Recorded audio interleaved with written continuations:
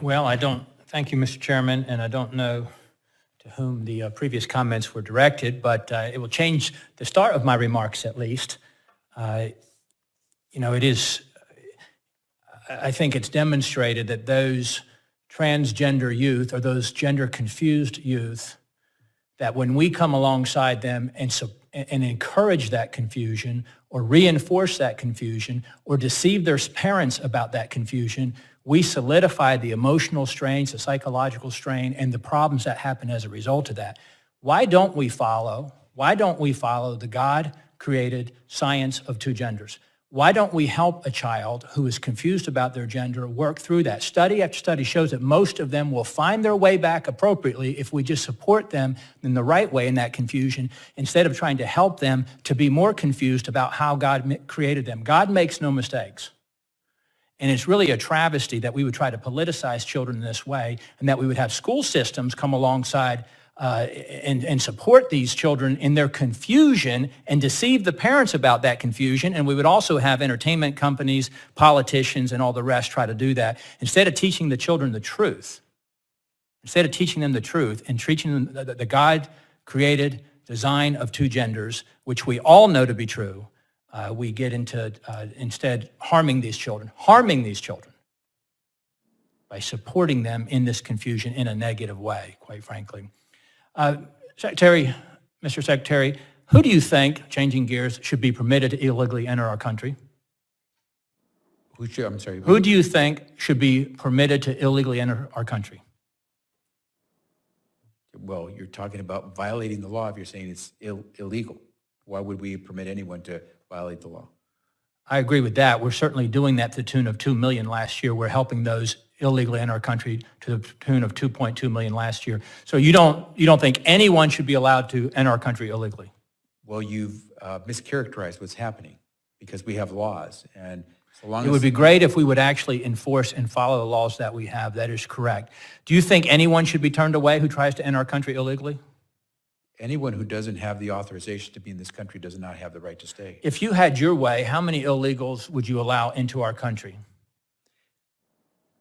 Again, there are migrants. Do you think there should be some limits to that? What is the end game? How should it be, or should it be at all limited? May I respond?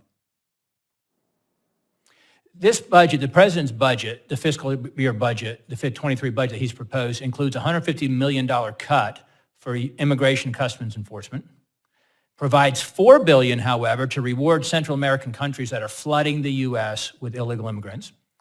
However, contains zero accounting for the amount of taxpayer dollars that are being spent on flights to transport illegal aliens from the border to the interior of the country, making every town a border town, every state a border state. My home community of Lynchburg, Virginia, we just had an illegal alien convicted of murder, MS-13 gang member who was put in this country illegally, making even my community in Lynchburg, Virginia, a border town, a border community. This budget also contains zero accounting for the amount of taxpayer dollars that are spent on housing for these illegal aliens, on top of the already $2 billion that was diverted from the American Rescue Plan to the border for COVID-19 testing, vaccines, therapeutics, and so forth for non-Americans. The president's plan to further reduce border funding for our agencies will require HHS to help in a greater capacity to process these illegals into the country, not to prevent, but to help process them, facilitate them into the interior of our country. Do you think the administration is prepared to effectively vet the surge of illegal aliens that will result from this reduced enforcement funding in addition to the termination of Title 42? Are we ready for the surge? Do you wish me to respond to the question? Go ahead.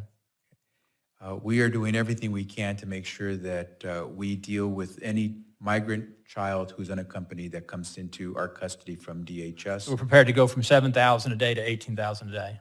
We have a legal I know those are not all UACs or not all children, but we have a legal obligation to make sure that any child who is unaccompanied does not stay in DHS detention. So all of our efforts would be to get them through, to get them in the interior of the country instead of trying to prevent this from happening. Does the president's budget seek to combat the fentanyl that's pouring across the border at all? Because with this reduced funding on the border enforcement piece of it, he said in the State of the Union that he wants to fight the opioid epidemic. We're having it come across in record numbers, killing a record number of Americans. Is there anything in the budget that's going to help enforce or combat the fentanyl that's pouring across the southern border?